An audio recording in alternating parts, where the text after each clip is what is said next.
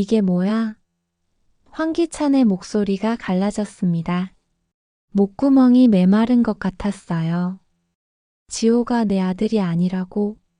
그럼 형이 이것 때문에 다친 거였어? 그 범인은 강세리고. 친자 확인서라는 종이 한 장이 황기찬의 손에서 바르르 떨리고 있었습니다. 그가 그토록 사랑한다고 믿었던 아들 지호가 사실은 다른 남자의 피를 받고 태어났다는 충격적인 진실이었죠. 황기찬의 얼굴은 창백하게 질려 있었습니다. 손끝부터 발끝까지 온몸이 부르르 떨리기 시작했어요. 마치 벼락을 맞은 것 같았습니다. 지금까지 자신이 믿고 살아왔던 모든 것들이 한순간에 무너져 내리는 순간이었습니다. 그의 머릿속에는 온갖 생각들이 뒤섞여 돌아갔어요. 지호와 함께했던 행복했던 순간들이 떠올랐습니다. 처음 기저귀를 갈아주던 날, 아빠라고 불러주던 그날, 함께 공원에서 뛰어놀던 모든 기억들이 허상이었다는 걸까요? 황기찬은 충격과 분노에 온몸을 떨었습니다. 머리가 핑핑 돌았어요. 세상이 빙빙 도는 것 같았습니다. 가슴이 답답해서 숨을 쉬기가 힘들었어요.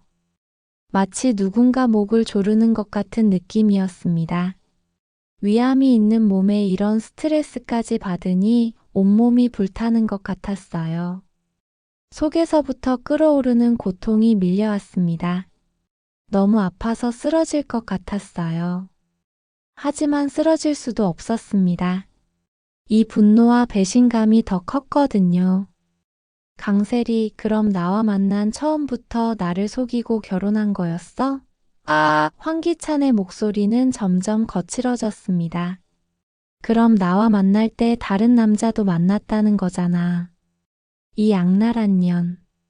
황기찬의 마음속에는 배신감이 칼날처럼 파고들었어요.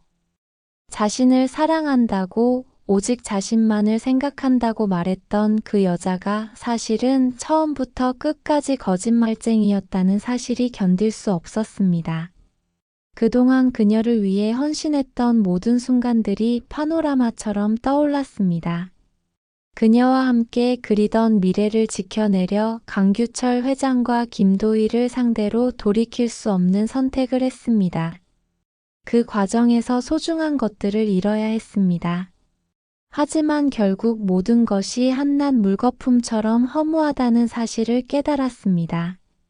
도대체 나는 무엇을 위해 이토록 깊은 어둠 속으로 걸어 들어갔던 걸까? 마음속에 깊은 공허함만이 남았습니다. 황기찬은 도대체 무엇이 진실인지, 아니 강세리에게서 진실은 있는지 모든 것을 의심하기 시작했습니다. 강세리라는 존재 그 자체가 불신 덩어리임을 알고 충격과 혼란에 헤어나오지 못했어요. 그는 벽에 기대어 서서 깊은 숨을 몰아쉬었습니다. 가슴이 터질 것 같았어요. 분노와 배신감 그리고 자괴감이 뒤섞여서 정신을 잃을 것 같았습니다. 한때 자신이 그토록 사랑했던 여자가 사실은 처음부터 끝까지 자신을 이용만 했다는 사실이 마음을 찢어놓았어요. 자신이 얼마나 바보였는지, 얼마나 순진했는지 깨달으니 자괴감이 밀려왔습니다. 그런데 가장 괴로운 건 지호였어요. 자신의 피를 나눈 아들이 아니라는 것보다도 그 아이를 진심으로 사랑했던 자신의 마음이 거짓이 되어버린 것 같아서 더욱 괴로웠습니다. 황기찬은 주먹을 꽉 쥐었어요. 손톱이 손바닥에 파고들어 아팠지만 마음의 아픔에 비하면 아무것도 아니었습니다. 황기찬은 비틀거리며 거실을 나섰습니다. 아픈 몸을 이끌고 서재로 갔어요. 그 길이 평소보다 훨씬 멀게 느껴졌습니다. 매 걸음마다 가슴이 찢어지는 것 같았어요. 서재 문을 열고 들어가서 책상 앞 의자에 털썩 주저앉았습니다. 거기서 한참 동안을 생각했어요. 창밖으로 보이는 하늘은 잿빛이었고 황기찬의 마음도 그만큼 어두웠습니다. 시간이 얼마나 지났을까요? 황기찬은 고개를 들어 시계를 봤어요. 벌써 2시간이나 지나 있었습니다. 하지만 마음의 정리는 전혀 되지 않았어요. 오히려 더 복잡해진 것 같았습니다. 그때 문득 떠오른 생각이 있었어요. 자신에게 남은 시간이 얼마 없다는 것이었습니다. 위암 말기라는 진단을 받았으니까요. 이대로 죽을 수는 없었어요. 죽기 전에 해야 할 일이 있었습니다. 내가 죽기 전에 모든 것을 바로 돌려놓아야 해. 황기찬이 혼잣말을 했습니다. 목소리에는 결의가 담겨 있었어요. 원래 지호 때문에라도 강세리를 봐주려고 했지만 안 되겠어. 얘는 좀 혼나봐야 돼. 황기찬은 자신이 걸어온 길을 되돌아보았습니다. 강규철 회장과 김도희에게 저지른 돌이킬 수 없는 일들, 그리고 그 모든 흔적을 감추려 했던 지난날의 노력까지. 이제는 더 이상 혼자 짊어지고 갈 수 없다는 것을 깨달았습니다. 모든 것을 솔직하게 털어놓을 때가 왔다고 생각했습니다. 그는 떨리는 손으로 전화를 들었습니다. 변호사 번호를 눌렀어요. 신호음이 길게 울렸습니다. 그 소리가 마치 자신의 심장 소리 같았어요. 여보세요, 변호사님. 황기찬의 목소리는 쉬었어요. 접니다. 이혼 소송 그대로 진행해 주시죠. 전화 너머로 변호사의 놀란 목소리가 들렸습니다. 그런데 취하하신다고 하지 않으셨나요? 상황이 바뀌었습니다. 더 이상 참을 수가 없어요. 황기찬의 목소리는 단호했지만 어딘가 쓸쓸함이 배어 있었습니다. 전화를 끊고 나서 황기찬은 깊은 한숨을 쉬었어요. 이제 돌이킬 수 없는 강을 건넜다는 생각이 들었습니다. 이튿날이 되었습니다. 아침 일찍부터 황기찬의 집 앞에는 우편물이 배달되었어요. 강세리가 그것을 받아들고는 얼굴이 하얗게 변했습니다. 강세리는 우편물을 들고 황기찬에게 달려왔어요. 얼굴은 다급했고 목소리는 떨리고 있었습니다. 평소의 당당한 모습은 온데간데 없었어요. 황기찬, 뭐야, 이혼 소송 취하한다고 했잖아. 강세리의 목소리에는 당황함과 두려움이 섞여 있었습니다. 그런데 왜 이런 우편물이 날아오는 건데? 황기찬은 소파에 앉아서 강세리를 바라봤어요. 그의 눈빛은 차가웠습니다. 예전에 강세리를 바라보던 사랑스러운 눈빛은 찾아볼 수 없었어요. 몰라서 물어? 황기찬이 차갑게 대답했습니다. 뻔뻔한 년. 지호 친아빠가 도대체 누구야? 너 나 만나면서 누굴 만난 거야? 강세리는 여전히 발뺌을 했어요. 하지만 그 목소리에서 자신감은 사라져 있었습니다. 그게 무슨 소리야? 어디서 또 무슨 소리를 들은 거야? 내가 말했잖아. 강재인이 우리 사이를 갈라놓기 위해 계속 헛소문을 퍼뜨린다고. 강세리는 평소처럼 강재인을 탓하며 빠져나가려고 했어요. 하지만 황기찬의 표정은 전혀 누그러지지 않았습니다. 황기찬은 더 이상 참을 수 없었습니다. 서재에서 가져온 친자 확인서를 강세리 앞에 내밀었어요. 이래도 발뺌할 거야? 그 순간 강세리의 얼굴에서 모든 색이 빠져나갔습니다. 입술이 바르르 떨렸어요. 이건. 말문이 막혔습니다. 더 이상 변명할 여지가 없었어요. 이제 아무 말도 못하겠지? 황기찬의 목소리는 얼음장처럼 차가웠습니다. 강세리는 마지막까지 발악을 했어요. 하지만 그 목소리에는 확신이 없었습니다. 아니야, 이거는 누가 조작한 거야.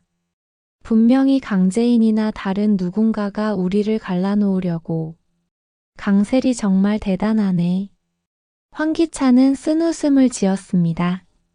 이렇게 증거가 있는데도 발뺌한다고? 지호까지 내 아이가 아닌 이상 이혼 소송은 너에게 불리하단 걸 알고 있지? 강세리의 얼굴이 더욱 창백해졌어요. 자신이 얼마나 불리한 상황에 처했는지 깨닫기 시작했습니다. 황기찬은 계속해서 말했어요. 그리고 난 자수할 거야. 그동안 잘못을 나는 이제 반성하고 뉘우칠 생각이야. 그러니까 너도 이제 그만하고 내 자신을 한번 돌아봐. 그동안 네가 했던 일 말이야. 자수. 강세리의 목소리가 떨렸습니다.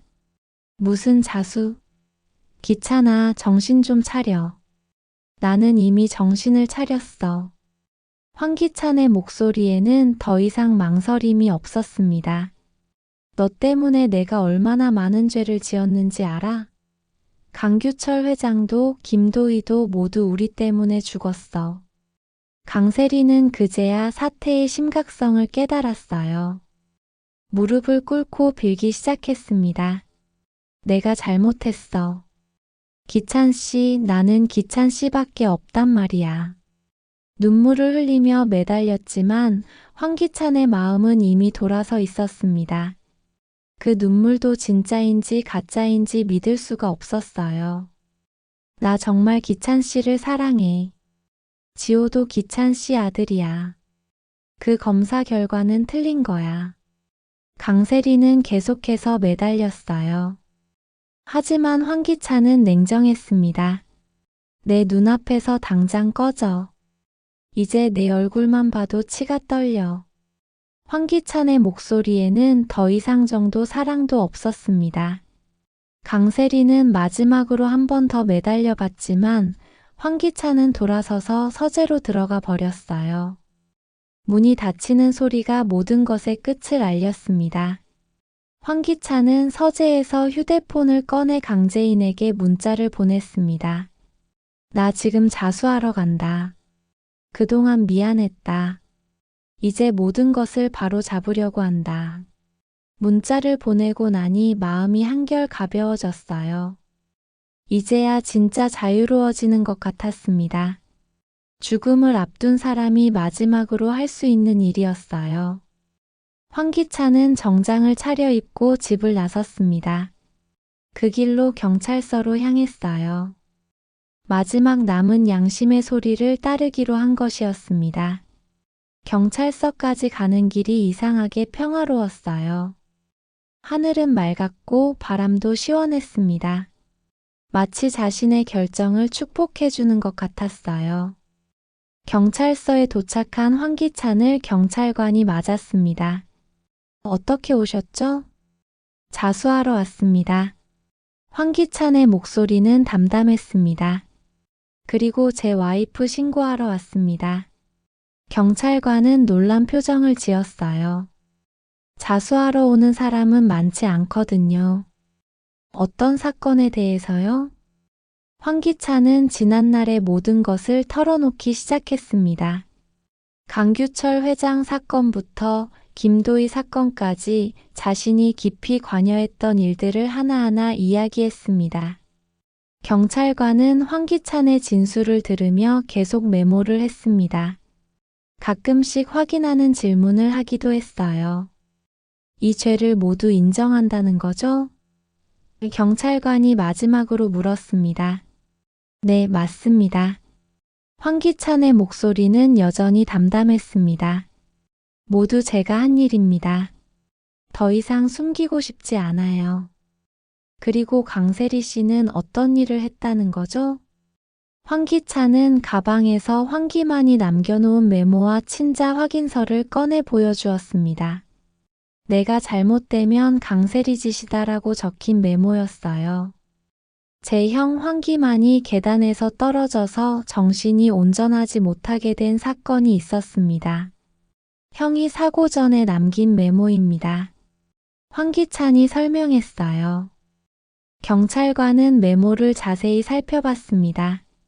이것도 수사해달라는 거죠? 네, 그렇습니다. 제가 저지른 죄도 벌을 받아야 하지만 강세리가 한 일도 밝혀져야 한다고 생각합니다. 며칠이 지나고 강세리도 경찰서에 출석하게 되었습니다. 황기만의 메모와 여러 정황 증거들이 그녀에게 불리하게 작용했어요. 강세리는 끝까지 부인했지만 황기만의 일관된 증언과 물증들이 그녀의 거짓말을 무너뜨렸습니다. 특히 황기만이 정신이 온전하지 못한 상태에서도 일관되게 강세리를 지목한 것이 결정적이었어요.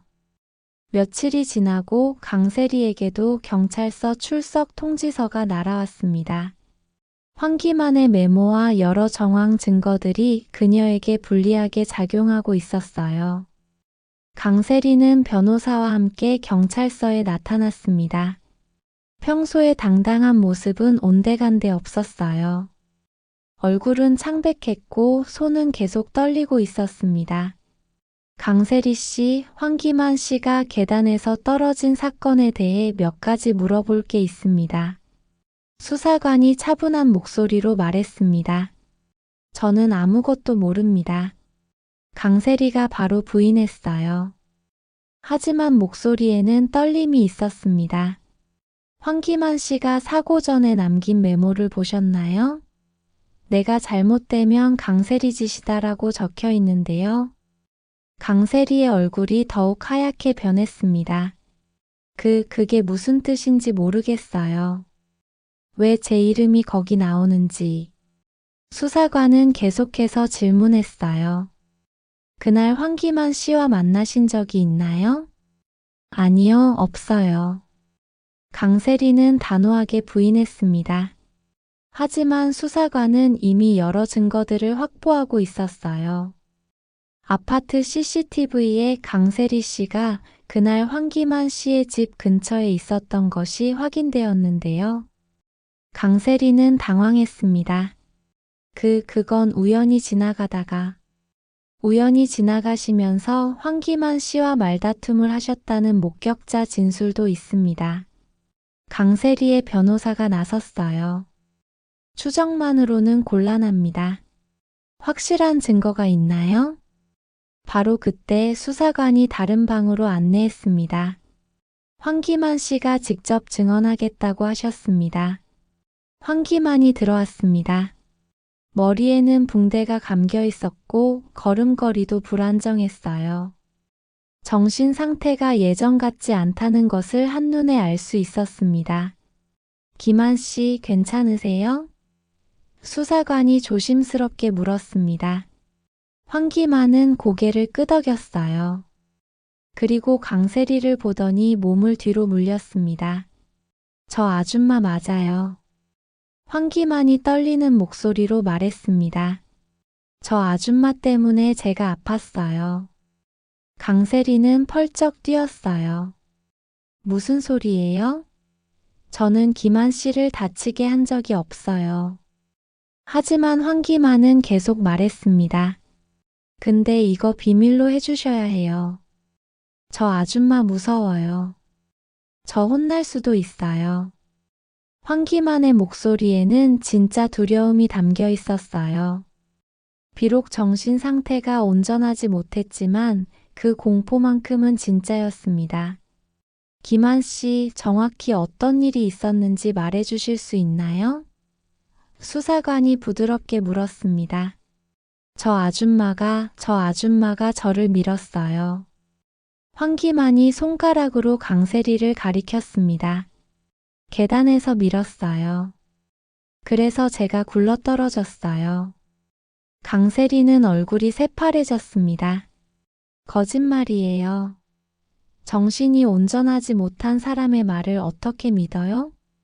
수사관이 말했습니다. 황기만 씨의 증언은 비록 정신 상태에 문제가 있지만 사건과 관련된 부분만큼은 일관되게 같은 내용을 반복하고 있습니다. 강세리의 변호사도 당황스러워했어요. 하지만 이것만으론 증거가 부족합니다. 그래서 더 조사를 해봤습니다. 수사관이 파일을 꺼냈습니다. 강세리 씨의 핸드폰 위치 추적 기록을 보니 사건 당일 황기만 씨와 같은 장소에서 20분간 머무른 것으로 나와 있습니다. 강세리는 입술을 깨물었어요. 그건 다른 용무가 있어서. 어떤 용무였는지 말씀해 주세요. 강세리는 대답하지 못했습니다. 거짓말을 하자니 더 큰 거짓말이 필요했고 진실을 말하자니 자신에게 불리했거든요. 황기만은 여전히 강세리를 무서워하며 수사관 뒤에 숨어 있었어요. 저 아줌마 정말 무서워요. 또 저를 밀까봐. 기만 씨, 왜 그 아줌마가 당신을 밀었을까요? 수사관이 물었습니다. 모르겠어요. 저한테 화내면서 밀었어요. 저는 아무 잘못도 안 했는데. 강세리는 더 이상 참을 수 없었어요. 그 사람 정신병자라니까요. 무슨 말을 믿어요? 하지만 수사관은 냉정했습니다. 정신 상태에 문제가 있어도 기억에 관한 부분은 매우 선명합니다. 특히 충격적인 사건일수록 더 정확하게 기억하는 경우가 많습니다. 강세리의 변호사가 다시 나섰어요. 그래도 이것만으론 기소하기 어려울 텐데요. 아직 조사가 끝난 것은 아닙니다. 수사관이 말했습니다. 아파트 관리사무소의 추가 CCTV도 분석 중입니다. 강세리는 점점 궁지에 몰리고 있었어요. 증거들이 하나둘씩 그녀를 향해 모아지고 있었습니다. 그리고 황기만 씨가 남긴 메모도 중요한 증거입니다. 수사관이 메모를 다시 보여주었습니다. 사고 직전에 쓴 것으로 보이는 이 메모는 피해자의 예견을 보여주는 중요한 단서입니다. 황기만은 여전히 떨고 있었어요. 저 아줌마 때문에 머리가 아파요. 맨날 아파요. 강세리는 마지막 발악을 했습니다. 저는 정말 아무것도 안 했어요. 황기만이 혼자 넘어진 거예요. 하지만 황기만은 고개를 흔들었습니다. 아니에요. 저 아줌마가 밀었어요. 저한테 화내면서. 수사관이 강세리에게 마지막으로 물었습니다. 그날 황기만 씨와 무슨 대화를 하셨나요? 강세리는 입을 다물었습니다. 더 이상 변명할 여지가 없다는 것을 깨달았거든요. 강세리 씨, 진실을 말씀하시는 것이 좋을 것 같습니다. 하지만 강세리는 끝까지 부인했습니다. 그러나 황기만의 일관된 증언과 물증들이 그녀의 거짓말을 무너뜨리고 있었어요. 특히 황기만이 정신이 온전하지 못한 상태에서도 일관되게 강세리를 지목한 것이 결정적이었습니다. 몇 달이 지나고 법정에 서게 된 날이 왔습니다. 황기찬과 강세리는 나란히 법정에 섰어요.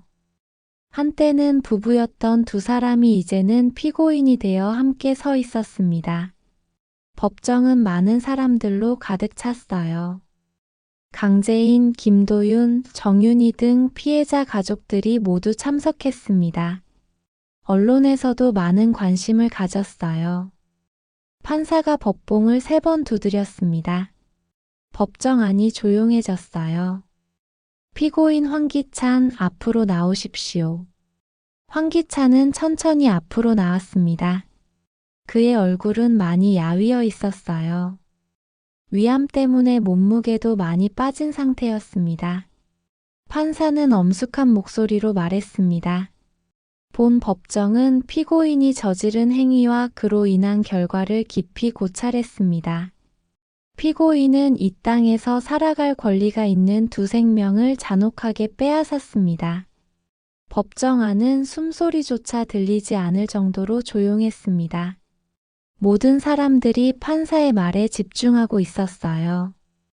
인간의 존엄성과 생명에 대한 가장 중대한 도전이자 그 어떤 이유로도 용서받을 수 없는 극악무도한 범죄입니다. 피고인의 죄는 결코 가벼이 다루어질 수 없으며 마땅히 법의 엄중한 심판을 받아야 합니다.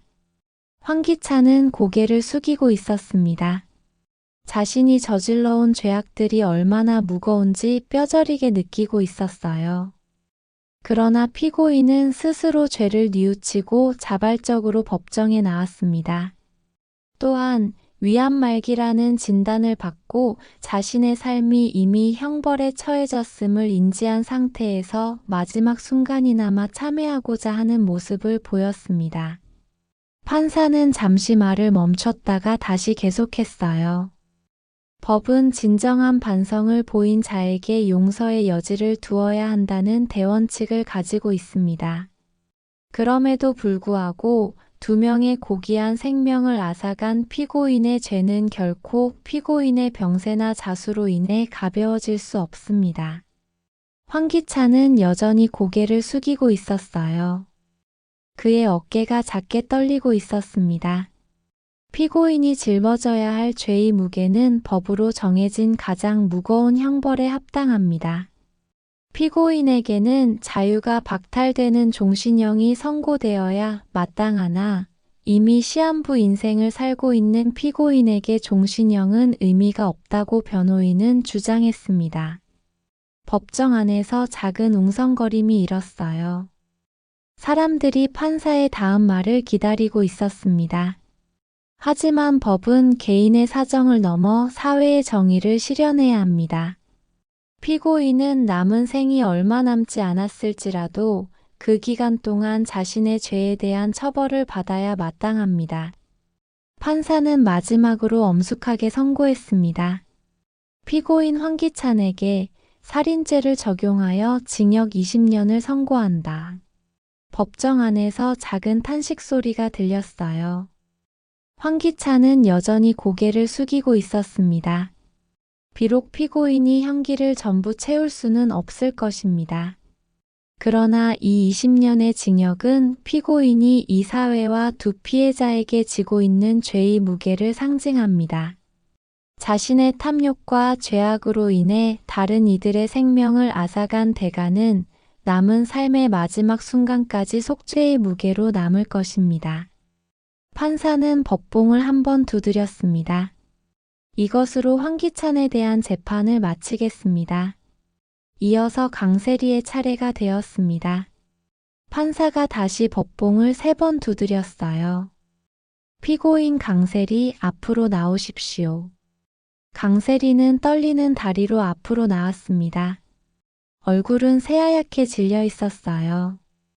평소의 당당한 모습은 온데간데 없었습니다. 본 법정은 피고인이 황기만에게 저지른 행위와 그 결과를 심도 있게 검토했습니다. 피고인은 피해자의 약점과 비밀을 이용한 협박에 분노하여 그를 계단에서 밀어 생명을 위독하게 하고 정신을 온전치 못하게 만든 혐의로 이 자리에 섰습니다. 강세리는 입술을 꽉 깨물고 있었어요. 그녀의 손도 부르르 떨리고 있었습니다. 피고인은 우발적인 행동이었다고 주장하나 계단에서 사람을 미는 행위가 심각한 결과를 초래할 수 있음을 충분히 인지했어야 합니다. 이는 단순한 분노 표출이 아닌 타인의 삶을 파괴할 수 있는 고의적인 행위에 해당합니다. 판사는 계속해서 말했습니다. 법정은 피해자 황기만의 증언을 신뢰할 수 있는 핵심 증거로 채택합니다. 비록 피해자의 정신 상태가 온전치 못하다는 주장이 있었으나 사건 전후 상황과 일관된 그의 진술은 매우 구체적이며 특히 사고 직전 피해자가 남긴 내가 잘못되면 강세리 짓이다라는 메모는 증언에 대한 신빙성을 강력하게 뒷받침합니다. 강세리의 얼굴에서 마지막 희망마저 사라지는 것 같았어요. 그녀의 변호인도 고개를 숙이고 있었습니다. 이는 피고인의 범행 의도를 명확히 보여주는 결정적인 증거입니다. 피고인의 행위는 피해자에게 회복 불가능한 정신적, 신체적 상해를 입혔습니다. 이는 결코 용납될 수 없는 죄질입니다. 판사는 마지막 선고를 내렸습니다. 따라서 피고인 강세리에게 중상해죄를 적용하여 징역 7년을 선고한다. 강세리는 그 순간 무릎이 꺾이는 것 같았어요. 옆에 있던 교정 직원이 그녀를 부축했습니다. 이 판결은 피해자가 겪은 끔찍한 고통과 그로 인해 파괴된 삶에 대한 정당한 보상이며 동시에 인간의 존엄성을 훼손한 피고인의 죄에 대한 준엄한 법의 심판입니다. 피고인은 자신의 죄에 대한 책임을 다하고 피해자에게 입힌 상처에 대해 속죄해야 할 것입니다. 판사는 법봉을 한번 두드렸습니다. 이것으로 강세리에 대한 재판을 마칩니다. 법정을 나와서 강재인과 김도윤은 얘기를 나누었습니다. 오랜 시간 동안 기다려온 이 순간이었어요. 두 사람 모두 복잡한 심정이었습니다. 드디어 이런 날이 오네요. 강재인이 말했습니다. 목소리에는 안도감과 동시에 깊은 슬픔이 배어 있었어요. 도희 어머님께서도 이제 딸의 한을 풀어주셨으니 좀 더 홀가분하실 것 같아요. 김도윤도 고개를 끄덕였습니다. 네, 드디어 죗값을 받는 날이 왔네요. 그동안 정말 고생 많으셨어요. 김도윤의 목소리도 떨리고 있었어요. 여동생 도희를 잃은 아픔이 완전히 사라진 건 아니었지만 그래도 정의가 실현된 것에 대한 위안은 있었습니다. 하지만 아직 끝이 아니에요. 강재인의 목소리에는 여전히 결의가 담겨 있었습니다. 강세리가 한 모든 짓, 그 죄가 인정받도록 좀 더 증거 확보를 하고 밝혀내야 해요. 우리 아들 은호가 죽은 것도. 강재인은 잠시 말을 멈췄다가 다시 말했어요. 목소리가 약간 떨렸습니다. 은호가 죽은 그날을 생각하면 아직도 가슴이 찢어져요. 강세리가 나를 죽이려고 차 엑셀을 밟았는데 옆에 있던 은호가 대신 죽었거든요. 김도윤은 강재인의 어깨를 가만히 두드려 주었습니다. 분명히 밝혀낼 거예요. 시간이 걸리더라도 꼭 밝혀낼 거예요. 그나마 다행인 건 강세리가 이제 더 못된 짓을 할 수 없도록 교도소에 있으니 저도 두 다리 뻗고 편히 잘 수 있을 것 같아요. 강재인이 작은 한숨을 쉬었어요. 시간은 많이 있으니 차차 증거 확보하고 밝혀내야죠. 두 사람은 법원을 나서면서 함께 걸으며 이야기를 나누었습니다. 오랜 시간 동안 쌓였던 억울함, 분노, 그리고 좌절이 드디어 해소되는 하루였습니다. 한편 교도소로 향하는 호송차 안에서 황기찬과 강세리는 마주 앉아 있었습니다. 두 사람 사이에는 깊은 침묵이 흘렀어요. 강세리는 수갑이 채워진 손목을 내려다보며 절망에 빠져 있었습니다. 모든 것이 끝났다는 현실이 서서히 다가왔어요. 자신이 그토록 원했던 부와 명예, 그리고 사랑까지 모두 잃어버렸습니다. 어떻게 이렇게 됐을까? 강세리의 머릿속에는 후회만이 가득했어요. 처음에는 그저 강재인이 부러웠을 뿐이었는데 그 부러움이 질투가 되고 질투가 증오가 되면서 자신도 모르게 돌이킬 수 없는 길로 빠져든 것이었습니다. 황기찬이 먼저 입을 열었습니다. 이제야 끝났네. 목소리는 담담했지만 어딘가 후회스러운 기색이 있었어요. 그의 얼굴에는 체념이 가득했습니다. 죽음을 앞둔 사람의 마지막 평온함이었을까요? 강세리는 고개를 들지 못하고 있었습니다. 입술이 바르르 떨렸어요. 황기찬. 목소리가 가늘게 떨렸습니다. 하고 싶은 말이 많았지만 무엇부터 해야 할지 모르겠었어요. 그만해. 황기찬이 말을 끊었습니다. 더 이상 그녀의 변명을 듣고 싶지 않았어요. 이제 와서 무슨 말을 한들 달라질 게 있겠어. 우리 각자 우리가 한 일에 대한 대가를 치르는 거야. 강세리는 가슴이 찢어질 것 같았습니다.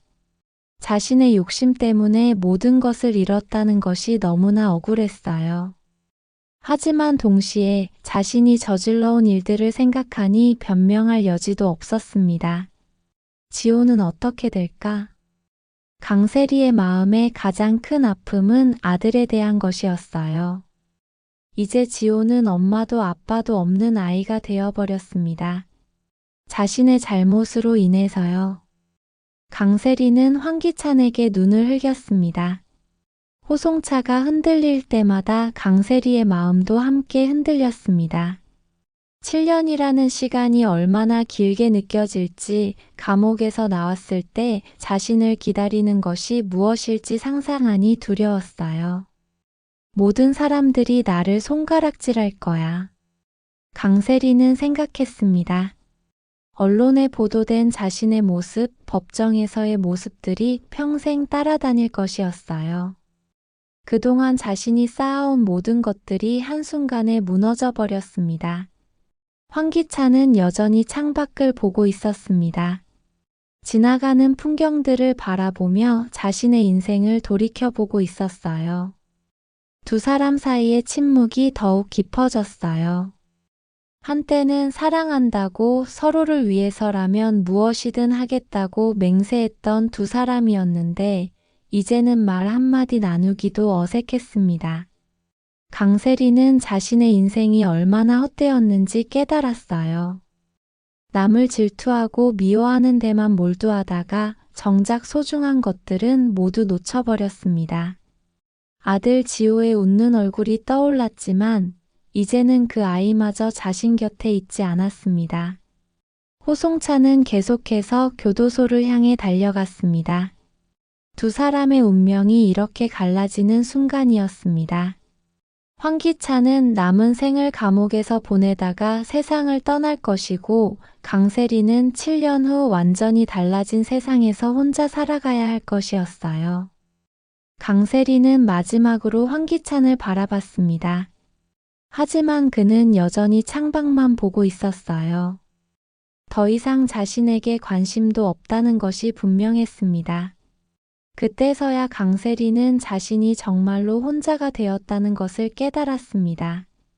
호송차 안의 정적 속에서 두 사람은 각자의 후회와 절망에 잠겨 있었습니다. 그들이 저지른 죄의 무게가 얼마나 무거운지 이제야 뼈저리게 느끼고 있었어요. 다음 이야기가 궁금하시다면 구독과 좋아요로 함께 해주세요.